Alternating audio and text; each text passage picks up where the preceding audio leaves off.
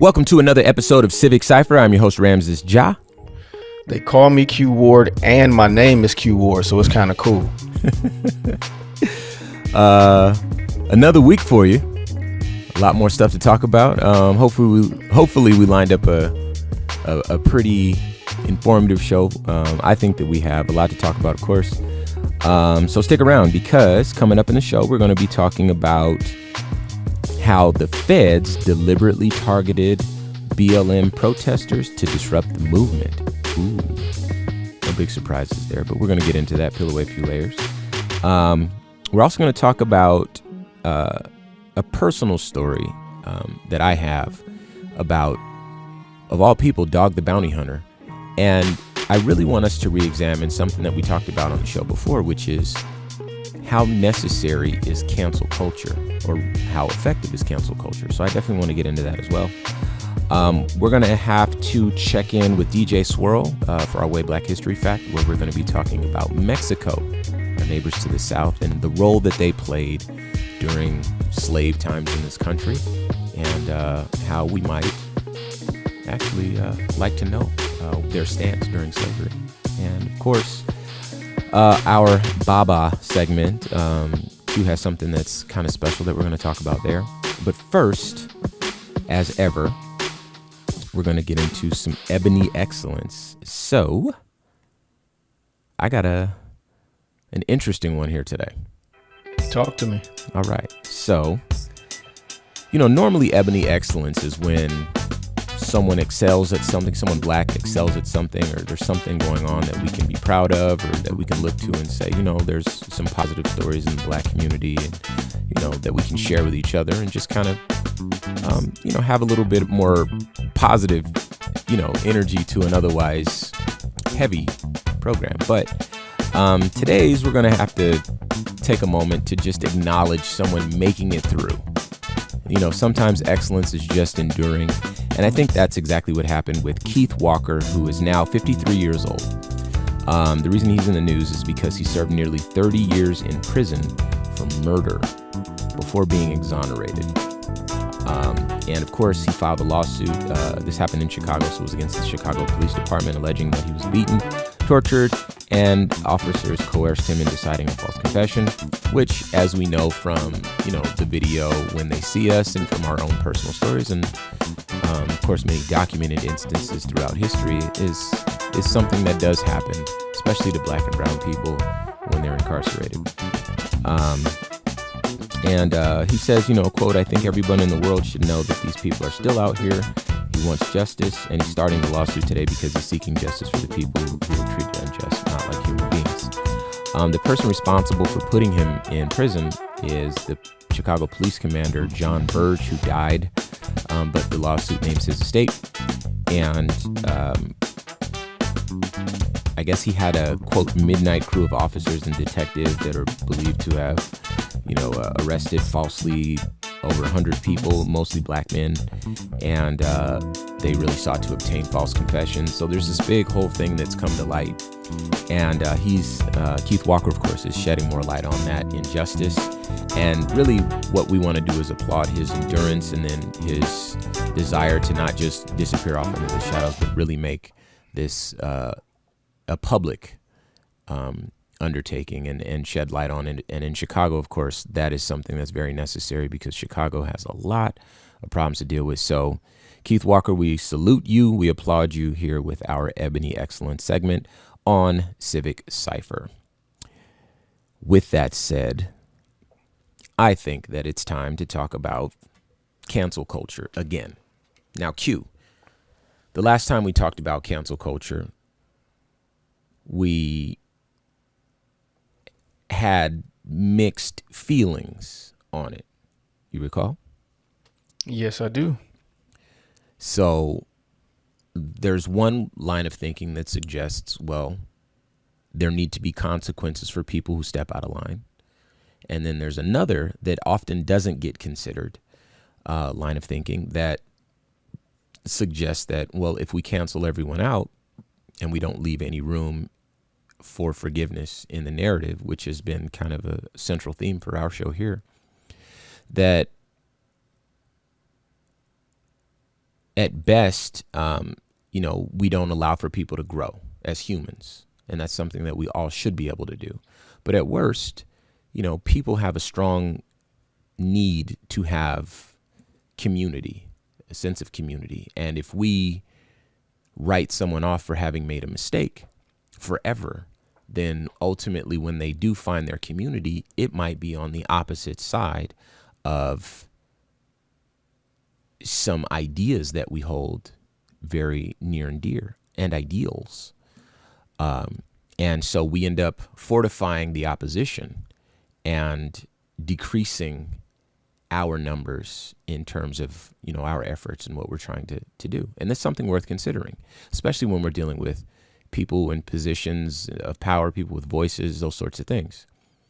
And so I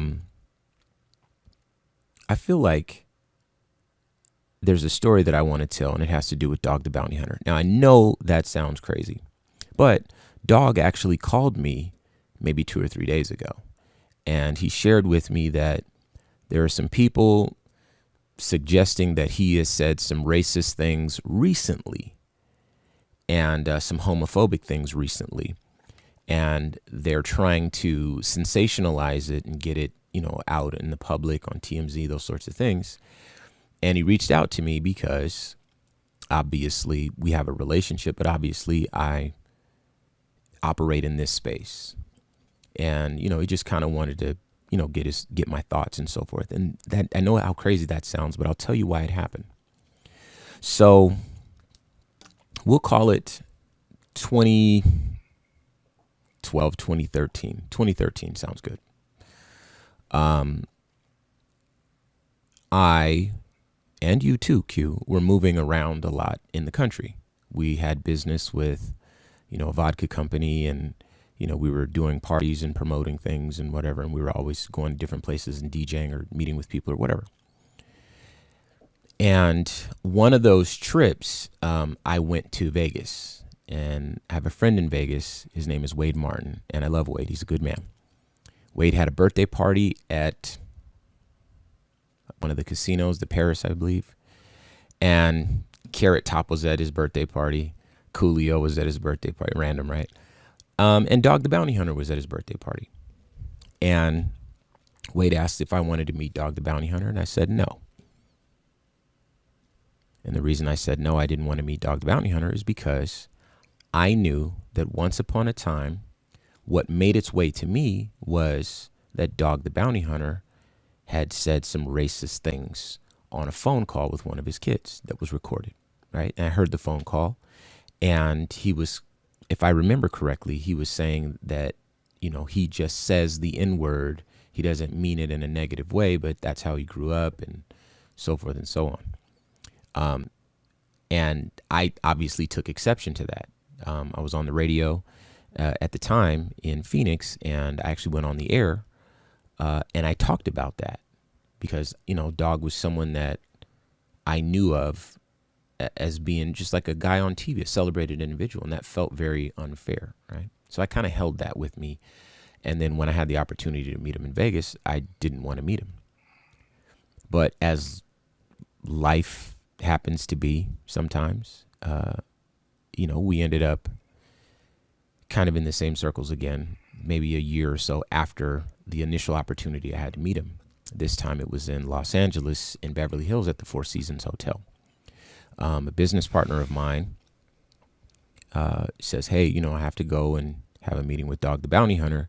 And he knew that I really did not want to meet Dog the Bounty Hunter, but because he and I did business together, that meant that by extension, I'd be doing business with Dog. And I'm not the sort of person to shake someone's hand and smile in their face if there's some funk that needs to be aired out. For some reason, I just don't have that. I wish I did have that ability, but I don't. And so I told my business partner, I says, hey, so when I meet Dog, the first thing that's going to come out of my mouth is, hey, so you said this, and to be fair, we need to deal with that. I need to know who I'm dealing with. And I think I deserve an explanation. if we're going to sit down at this table together and have any conversation. That it needs to begin there. That's fair. That's more than fair. And so my business partner says, okay, I can't take that from you. So by all means, So we go to this hotel. We go all the way up to the top where him and his wife were. His dog and his wife's name was Beth. She's passed away now, but she was there as well. And, he shook out he put out his hand to shake my hand. I shook his hand. Everything was pleasant. And I says, hey, dog, can I talk to you for a second? And he says, sure, brother. You know how he talks. For those that know, he's like, sure, brother. Let's talk. What do you got to talk about? And I'm like, hey, do you mind if we step outside for a second? He's like, yeah, man, of course. So we walk outside. And immediately I says, hey, so some years back, I heard a recording of you, and you were talking to one of your children, and you were saying a lot of things that sounded very hurtful to me. This is the same world. We share the same world, but, I have a particular set of challenges, and your line of thinking or, your language or whatever makes it harder. It fortifies the opposition, to quote myself from a few minutes ago. And, I have to raise my children in this world.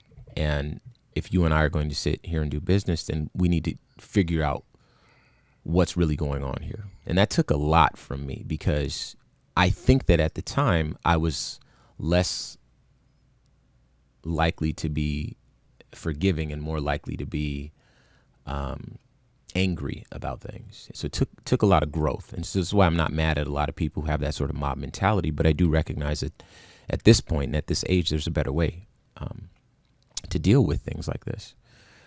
So, dog says, oh my God, I know exactly what you're talking about, and this deserves my full attention. And he jumped right on top of it. He slid the sliding door shut, and we're out on the patio overlooking, the city. And he starts talking to me, and he explains to me, hey, there's no excuse. I can give you an explanation and I can apologize, but there is no excuse. So if anything sounds like an excuse, I apologize right now. But there is no excuse. I had to learn that lesson, and I've learned that lesson. And if I have to tell this story to you and to your children and to everyone else who needs to hear it from my own mouth in person, I'll do it. The reason for that is that's not who I am. I didn't recognize what I was saying all those years behind closed doors when people weren't recording me, when I was just having conversations. He was like, I spent years in prison. That's the language in prison. I was accepted by, he calls it the black tribe. Because I was accepted by the black tribe. I stood with them. We've, been in the trenches. We did what we did together. And then, I come from an environment where the language just is a little different. It's not, I didn't intend for it to be hurtful. And so I had to learn that it was hurtful in order to learn that I didn't want to do that. And I had to live through something on full display of the whole country, and learn that lesson in real time. But regardless of what happens tomorrow, with me or with whatever, that's not who I am. That will never be who I am. And, Dog wasn't, he didn't articulate it as well as I did, but the emotion was certainly conveyed there. Ramses, looked into this man's eyes. It was me and him on a patio, and we had a maybe 20-minute conversation. People were knocking on the window trying to get us back inside or whatever. And he's like, just a minute, and, we really had to hash that out, right? But he said his piece, and I says, okay. Now, I was in a position where I had to clear the air before we move forward, because that train was leaving and I was on it, right? But what that also forced me to do was now I had to sit down with Dog at dinner, plural. I had to go places, plural, with Dog in the same car with me. I had to spend time with Dog's wife, with their entertainment lawyer, Amy Weiss. I had to, their agent, Amy Weiss. We basically, a 1-day or 2-day trip turned into a 2-week trip. Sometimes that's just the way things go when you're trying to hash out details and you're, whining and dining or whatever. And so I'm along for the ride with this entourage. But after that, dog took a particular interest in me.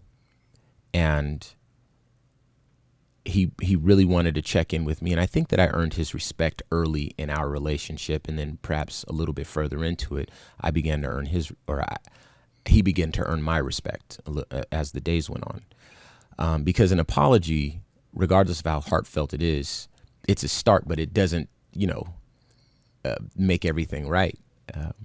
And so after being able to observe him and to be in his presence and to know the way he interacts with people, to see how he shares the same love when he puts his arm around one of his fans who's white, is the same sort of approach that he puts around someone who's black or Hispanic or whatever. There's certain hesitation, certain little nuanced things, little subtle things that you'll pick up on when people are like not really comfortable. They're outside of their element. And I didn't get any of that. And I promise I was looking for it. Because at the time, I think I wanted to be angry. I had already gone on record. I talked about it on the radio. I wanted to be angry. Or I wanted to have a reason to continue to tell the story. And I found nothing. If I'm honest, he was the nicest person in the world. And his wife loved me. His wife never knew her whole life. She never knew what Dog and I talked about. Dog and I never shared it with anyone in the room. It was just we had to have our moment before we move forward. Now, after that, we kind of knew each other. We, kept in touch. I mostly kept in touch with his wife just because she took a liking to me as well. And, we were connected on Facebook. And so we'd keep up with, her and her kids out in Hawaii. The thing is, and the reason why Dog reached out to me the other day is because, as I mentioned, someone else is now trying to assert allegations that Dog somehow is saying racist things and now homophobic things as well.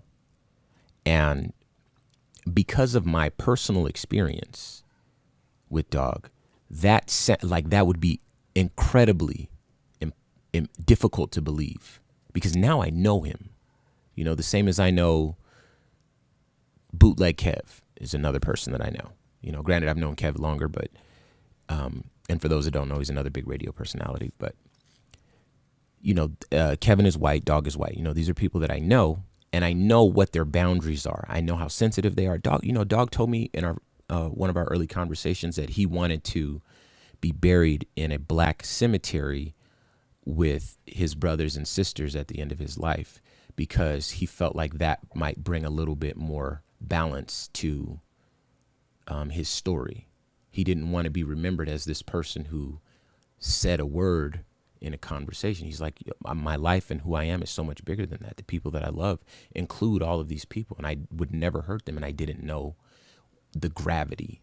Like, you hear bits and pieces here and there, but it's not my lived experience. He wasn't making excuses. Remember that. He was explaining. So when he reached out to me the other day, he's like, I really don't know what to do with this. I don't know what to make of this. I don't know how to. All I know is it's not true. I didn't do this. And these people are trying to cancel me. And not only have I learned this lesson not to say this, but I'm not that I would never want to put that negative energy in the world in the first place.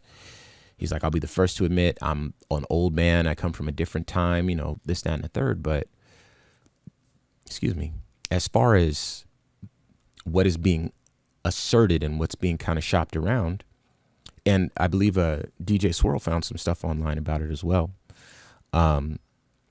He's like, that's not true. And I really need to know how to prepare for what's coming my way. Now, I'll admit, Dog and I, we don't talk on the phone with, really any regularity. We just kind of keep in touch through social media at a distance. And then, my business partner, of course, is a lot closer with him. So, I hear about the goings on, through him, or sometimes we'll be in the car together and we'll get a call from Dog and I'll get to say hi, that sort of thing. But, I still believe that I have Dog's respect. And, I got to thinking about what he could do.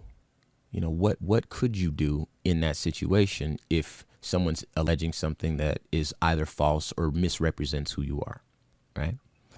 And I recognized there's really not a lot. That once that train leaves, social media can take on a life of its own. We've been the victims of that. We've put stories out there that only told half the truth, and had to come back. And, that's a part of being a journalist. Sometimes you get everything, and sometimes you get what you think is everything, and then some more information comes later, that sort of thing. And social media is no different, and they're not held to the same standards as we are as journalists on this show. And so I got to thinking again, like, well, what's the purpose of someone trying to drag down Dog the Bounty Hunter, who I personally, Ramses knows him, What is the reason for that? What's the motivation behind it? And of course, there's some obvious answers, okay? Some of them include, if you can sensationalize something or reignite some old issue that has happened a long time ago, perhaps it's easier to fan those flames and get it out there a little bit more. And then, the more clicks a website gets, or the more, people are talking about it, people stand to make money off of that. And then, of course, if it's actually based in reality, there's something to be said about, bringing attention to someone who is genuinely in the wrong and needs to be educated. And, in pondering Dog's predicament, I started to kind of revisit that topic of, well, what's the purpose of cancel culture? Is what we're trying to do make the world a better place? Or are we trying to knock down people who are still alive, who can still learn, who can become allies on our behalf and help fight our cause? They need to be educated. Not everyone's lived experience is the same as ours. And I'll admit, I'm not the most forgiving person, but throughout my life, I've learned certainly that forgiveness absolutely has its place. People that you forgive who have committed some sort of offense or have sinned against you, if you forgive them, those people, in my experience, tend to be even more loyal than people who have not committed some offense to you, because now they're indebted to you to some degree. That's not to say to be a fool and let someone continually commit offenses or whatever. But, there's an old philosophy, I believe it's biblical, that suggests that you're supposed to turn the other cheek, and that's not Ramses. I'm sure that wisdom's been around a lot longer than, any of us who are on this planet today. And I think that there's something to be said about that. That's not to say that I don't believe that cancel culture has its place, because I can't say that. There's some people we just don't need to do business with them. They're on their journey. They're committed to that. And we need to make sure that we don't allow them the stage for their continual spewing of their hatred, or, whatever it is that they're doing. And so it certainly has its place. But if folks can be educated, I implore us collectively, marginalized people, to allow a little bit of room for forgiveness, because I think that can be effective. I know I talked a lot. I knew I was going to, but I would love to hear your thoughts.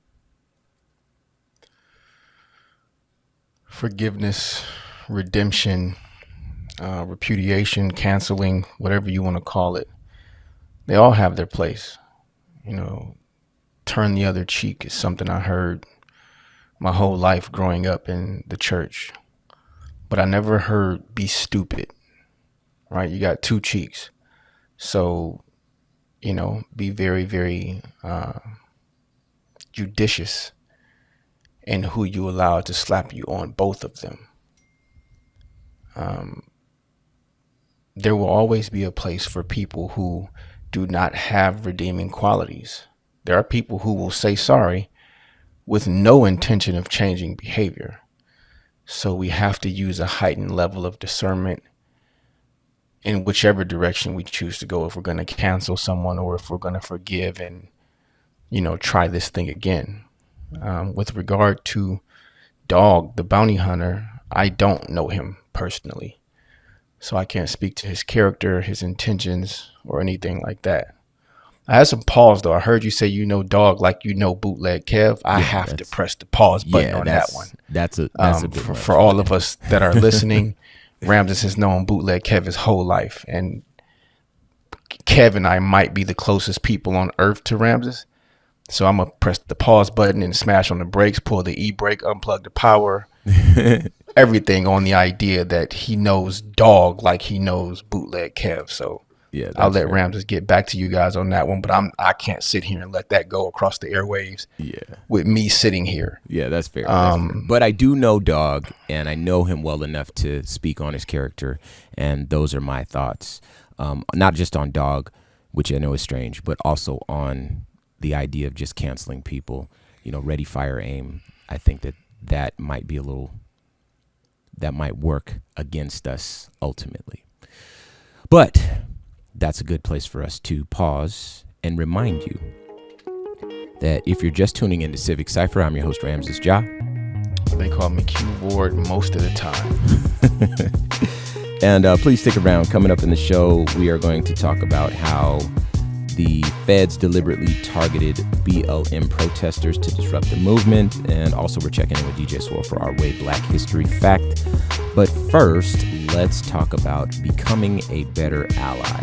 So, Q, I know you have something for us with respect. Well, I mean, I guess we can say I have something for us. I'm actually quite troubled by how limited the information is on this thing that came across my social media feed. A young woman, I'm guessing, is filming a family in a Costco.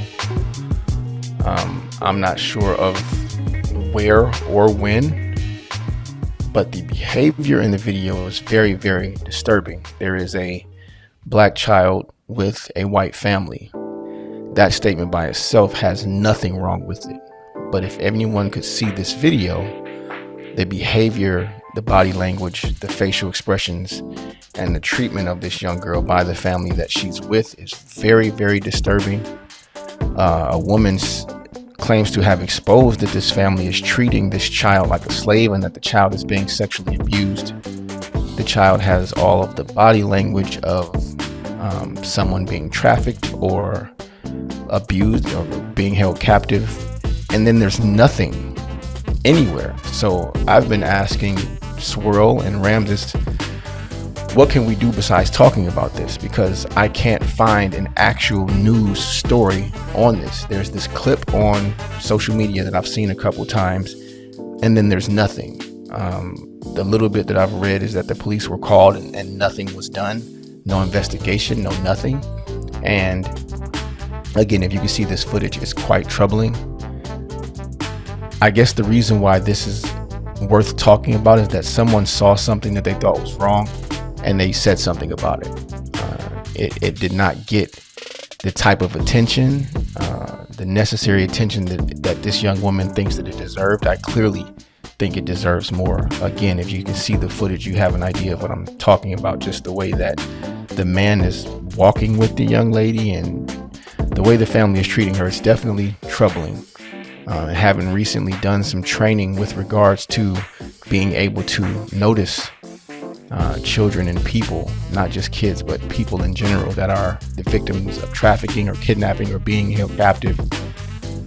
This video looks exactly like the training videos that I saw. So become a better ally by not just keeping your lips pressed together when you see something that you know doesn't look or feel right. Saying something to somebody as a start, but hopefully we can find a way to do more than just say something. I like that. There's for our white female listeners, if you're not a Karen, just know that Karen energy exists within you. And if you use it for good, maybe, maybe we can, make you into a better ally, which is sort of what we're trying to do. But, you have that sort of a voice where people listen to you. And that's exactly what happened here. And obviously it didn't go as far as we'd like, but hopefully we'll see what happens with it. But please continue to speak up if you see black people being abused, mistreated, anything like that. It goes a long way for us because your voices, and even if you're white male, your voices carry further sometimes, and sometimes they carry into circles where ours just really has no effect on the way that world moves. And so, yeah, please become a better ally by speaking up. Moving on. This one is kind of interesting. So, all right, Q. If I were to tell you that the feds deliberately targeted BLM protesters to disrupt the movement, would you believe me? Would I need to convince you? I was just about to say obviously, but sure, for the to humor you a bit, sure, I would believe you, Ramses. Okay, yeah. Now let me ask you this: why would you believe me? Because I saw what happened on January 6th. I saw the lack of response to it. I saw the lack of outrage. I saw the lack of uproar.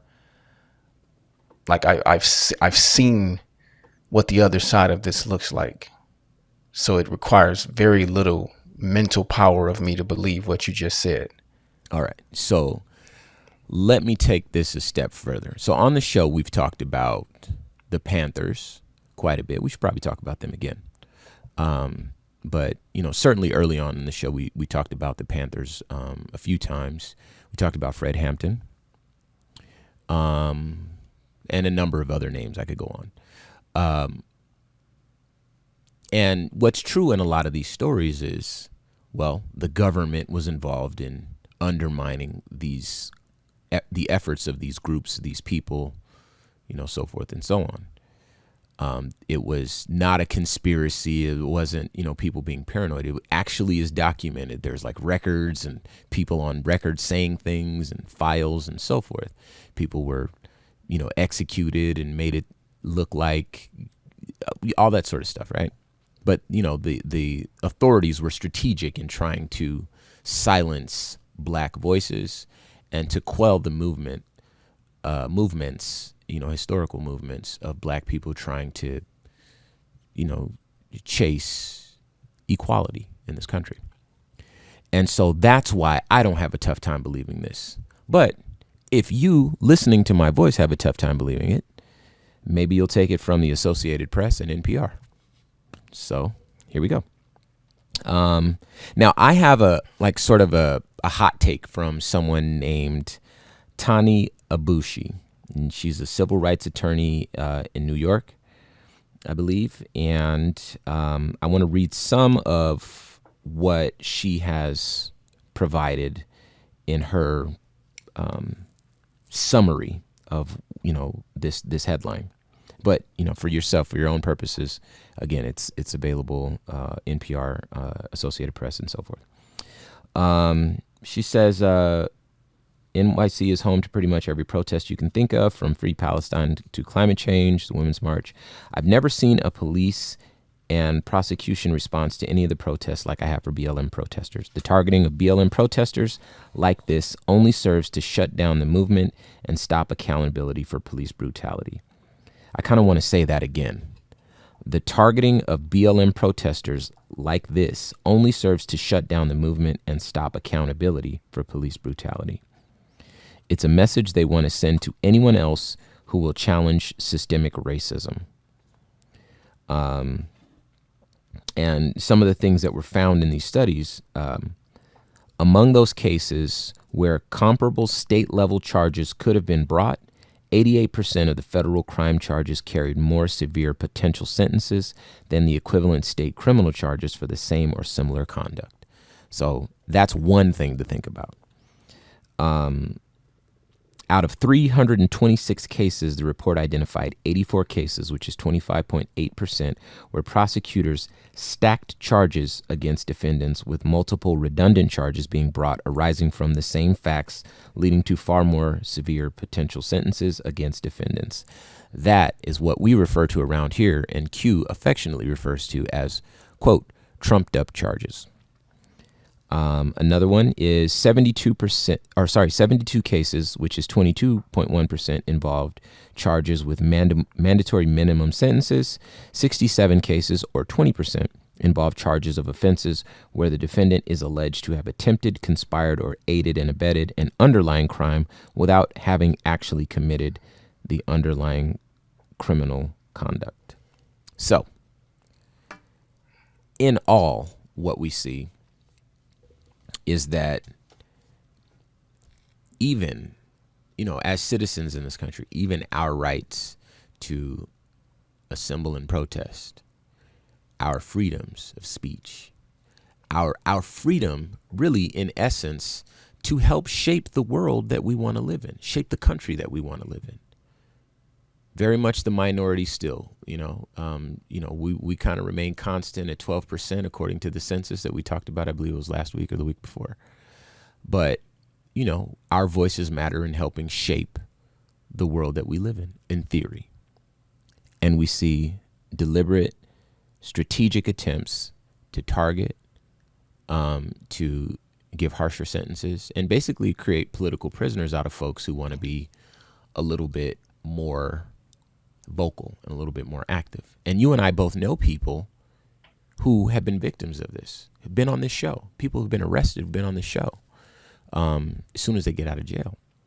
And of course, we knew that. They've come up and told their stories. Oh, yeah, they had a file on me already.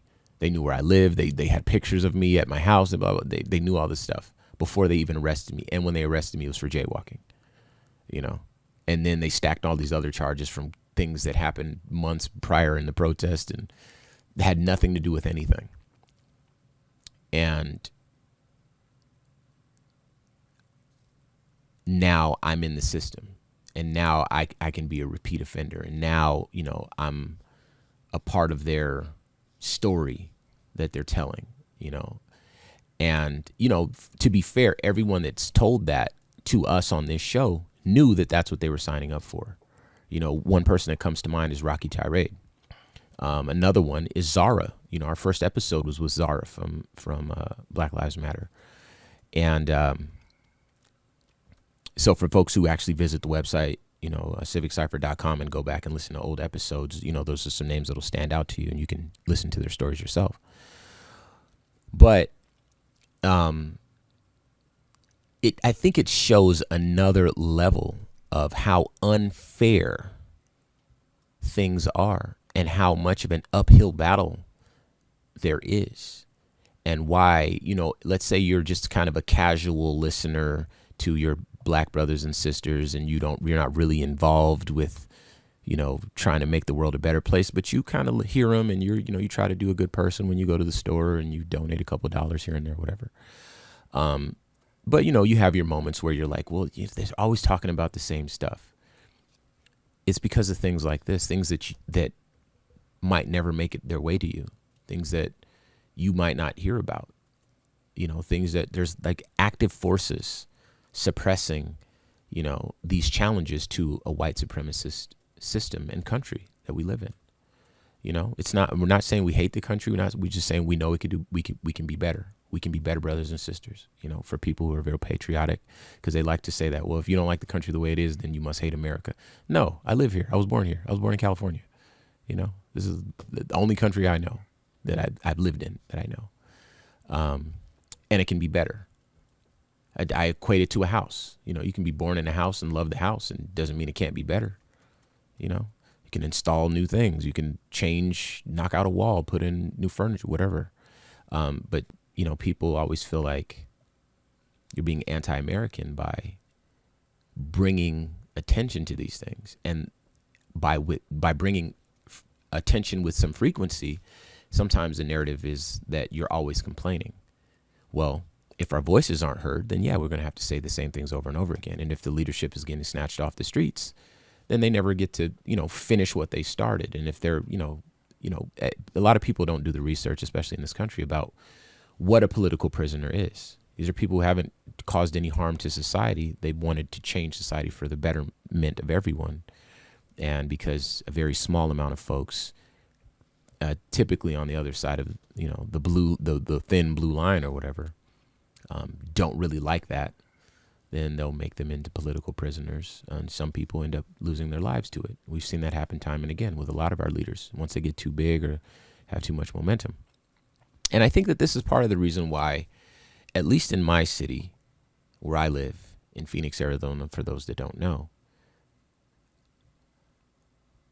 I had to be very careful about the degree of my involvement in the protests of last year and some of the protests of this year with the Stop Asian Hate protests and some of the other things that have gone on in 2021, I've had to really be mindful of the degree of my involvement because of these factors that I knew were already in place.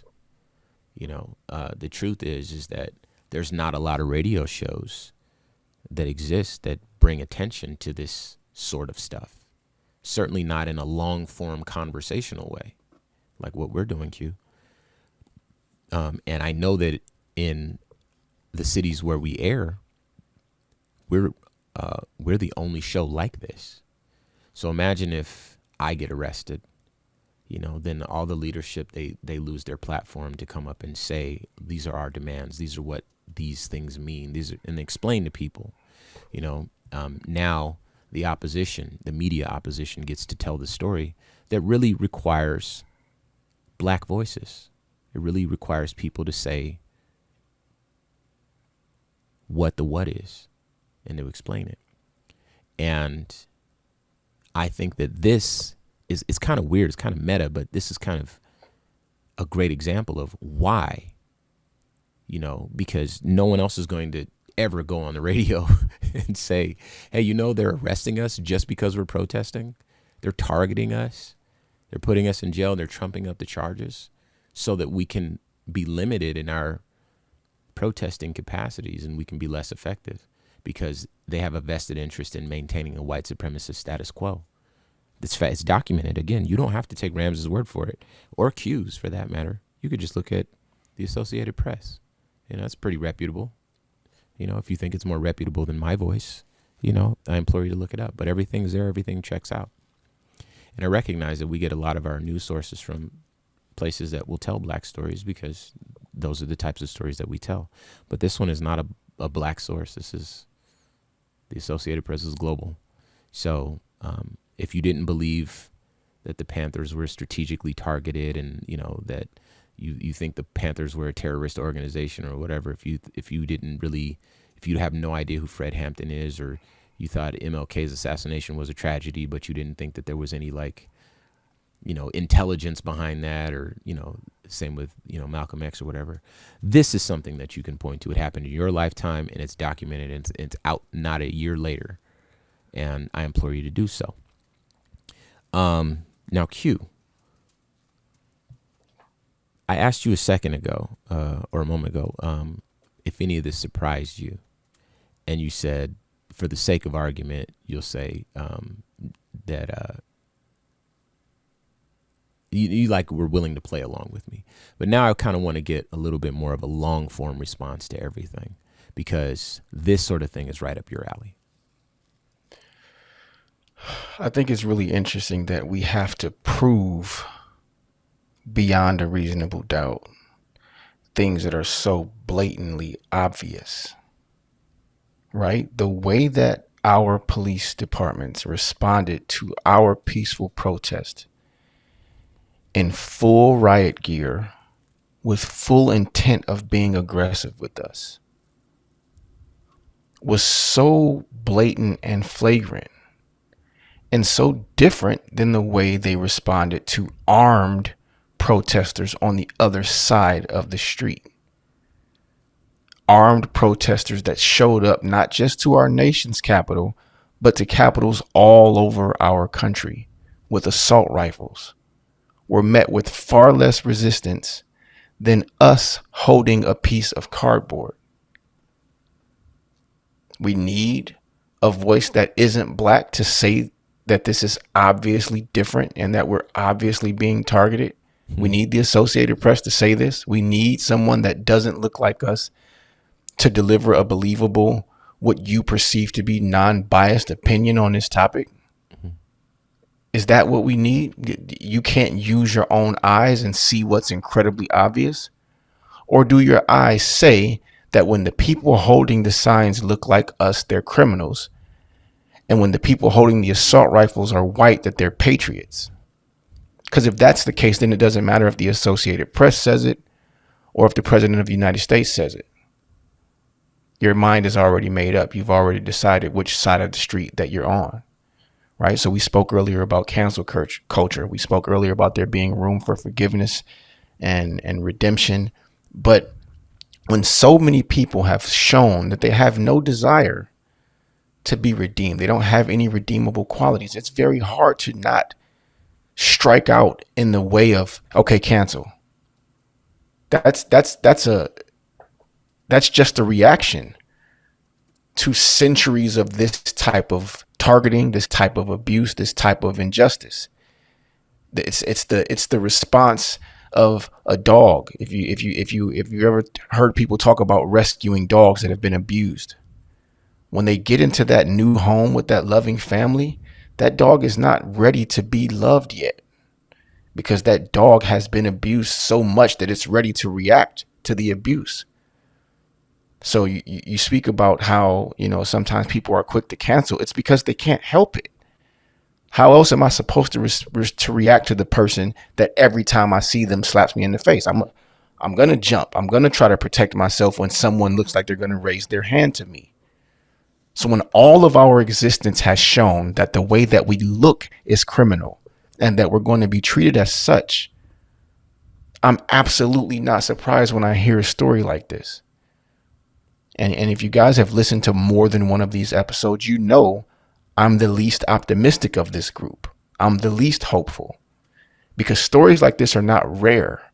I've said this on the show before. We do not have to sift through tons of pages to find things to talk about on this show. We don't have enough show to talk about all the things that we find, all the videos that we see, all the articles that we read. We don't have enough show to talk about all of them. So if my tone seems a bit angrier today, it's because I'm exhausted. I don't feel like things are getting better. Maybe once upon a time they were, right? And we've somehow, and I've heard hundreds of people downplay the Obama election. Mm-hmm. Barack Obama, and if you Google Barack Obama and read his middle name, you will realize how nearly impossible it would be for somebody that looks like him with that name to be elected president in this country. I cried, I danced, I played my music real loud, and I celebrated. Because when my mother was of voting age, she couldn't vote. Period. My black mother in the state of Georgia, when she became legal voting age, could not. I got to vote twice for the first black man to become president of this country. And we tried to downplay it. And there's a reason why. We had to downplay it because people on the other side of the argument tried to give it too much credence. See, we're equal. We've come so far. Look what just happened. That we couldn't even really fully celebrate it like we wanted to. That was a massive step towards progress. But when people who have been oppressive forever want to pat themselves on the back for that progress, then we have to not celebrate as hard. We have to say, okay, wait. Yeah, y'all. Yeah, we got this one, but wait, there's all this stuff over here that we don't have. Yeah. But the steps that we've taken backwards since then, like, you should be disgusted by it. The steps that we continue to take backwards, what seems like daily now, we've done away with science. We've done away with fact. We've done away with there being anything that's true, right? Our healthy sense of skepticism has turned into something that's almost lunacy. And I'm watching people slide way backward on the rights, privileges, and freedoms that we all deserve. Well, people making a mockery of the government that they want to uphold and what they call patriotism. So, Ramses, it is very, very easy for me to see a story like that and not even need more information, because they require too much information of us for things that are just blatantly, flagrantly obvious. Well, that's more than fair. I can't take that from you. And obviously, this is a heavy piece of news just by itself, even though it doesn't surprise us. And, you know, a lot of folks that would even take the time to listen to this show, it wouldn't surprise them. But I maintain somebody took the time to gather the data because they believed that it would be important. And somebody took that data and wrote an article because they believed it would be important in helping shape the world into a better world. And then people like you and I, we come across the information and we say, let's share it so that we can educate folks, because that education will ultimately create stronger relationships between our, to pull a word from Dog the Bounty Hunter, tribes. You know, we have to share this planet together. Let's love each other. I mean, I know it sounds crazy. I can hear my own voice. But why would we have to share the planet? Why would we want to hate each other? Let's try to get along, you know? And I believe that's possible, and that's part of the reason why all this stuff is happening. So, with that said, we got to move on a bit. Let's talk about something that I believe is good. And I kind of knew it, but I want to have our show producer share it with you. DJ Swirl, what's up with that way Black history fact? This week, we highlight the little-known Underground Railroad that ran south to Mexico. Unlike the northern free states, Mexico did not agree to return people who had fled to slavery. The Underground Railroad ran south as well as north. For enslaved people in Texas, refuge in Canada seemed impossibly far away. Fortunately, slavery was also illegal in Mexico. Researchers estimate between 5 and 10,000 people escaped from bondage into Mexico, but the actual number could be even higher. In comparison, an estimated 30,000 to 100,000 enslaved people crossed the Mason-Dixon line to reach free northern states and Canada. There's some evidence that Tejanos, or Mexicans in Texas, acted as conductors on the southern route by helping people get to Mexico. In Mexico, slavery was abolished back in 1829 by Mexico's second president, Vicente Guerrero, who himself was of African descent. At that time, Texas was still part of the country, in part prompting white slave-holding immigrants to fight for independence in the Texas Revolution. Once they formed the Republic of Texas, they made slavery legal again, and it continued to be legal when Texas joined the U.S. as a state in 1845. Slaveholders knew enslaved people were escaping to Mexico, and the U.S. tried to get Mexico to sign a fugitive slave treaty. Just as the Fugitive Slave Act of 1850 had compelled free states to return escapees to the South, the U.S. wanted Mexico to return escaped enslaved people to the U.S., but they refused, insisting that all enslaved people were free when they set foot on Mexican soil. Talk to him. Despite this, some U.S. owners of enslaved people still hired slave catchers to illegally kidnap escapees in Mexico. That comes courtesy of History.com. Your thoughts, Q. Viva la Mexico. Ain't no secret. Ain't no secret. One time. Listen. All right. So for those that know, you know, you're going to hear it again. But for those that don't, you know, I was born in California and grew up in Arizona. So I spent the majority of my life in the Southwest.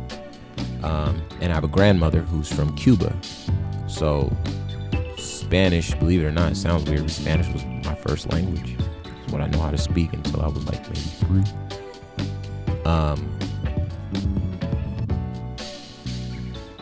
So I was around Mexican people, Mexican culture. I mean, it's California. It's in the name. Arizona's in the name, you know. All the streets, all the people, the foods, everything like that. So it's like kind of like a cousin culture or a brother culture, you know. The people feel like, but to me, I've always kind of felt that way. And, you know, I recognize that, you know, not everybody shares that viewpoint. You know, there's a lot of prison culture that makes its way onto the streets. You know, prison, a lot of stuff is segregated by race, and then that culture makes its way onto the streets through illegal activities or whatever, and, you know, neighborhood cliques and gangs and that sort of stuff. But the overwhelming majority of people know how to get along pretty well. And, for folks that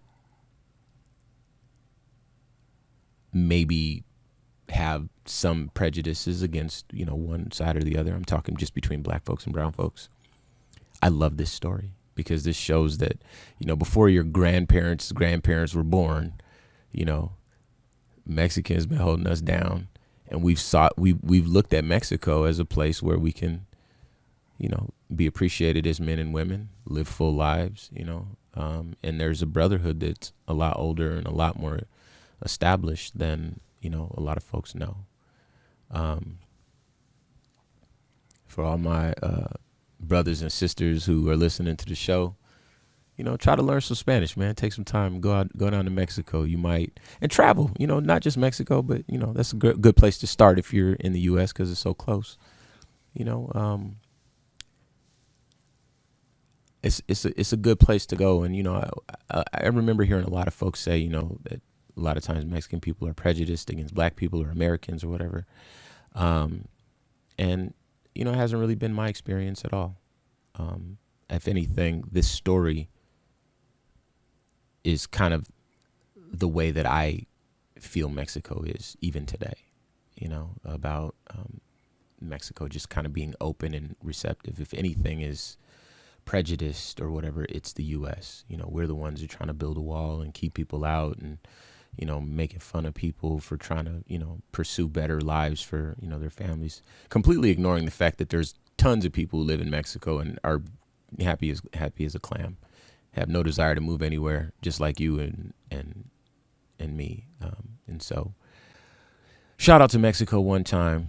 Shout out DJ Swirl for that Way Black History fact. That's definitely perhaps one of my favorite, because a lot of times with the Way Black History fact, we talking about something foul that some company did to black people, and we got to deal with that and be like, hey, this is why we are where we are. But I remember when I first found that out about Mexico and slaves escaping to Mexico, it helped me to start thinking, because, in my lifetime, I've seen Mexican people with black, features, brown skin, curly hair, and they're as Mexican as the Mexican flag, And so, I'm really glad that we took the time to, get that in. We don't always get to do stuff that I think is happy, and I'm glad we got to. So with that said, I think that is going to do it for us today here on Civic Cipher. So once again, I'm your host, Ramses Ja. They call me Q Ward mostly all the time. Mostly all the time. I like that one. Mostly all the time. Yes, indeed. And of course, the show produced by DJ Swirl. If you can, hit the website, civiccipher.com. Download this and any previous episodes. You can also get us syndicated in your city. You can find out how on the website. And, of course, you can make a donation to the show. It helps the show grow, and it helps us to continue to bring you this content, which we feel is very important, and hopefully you do too. And I think that'll do it for us this week. So until next week, y'all. Peace.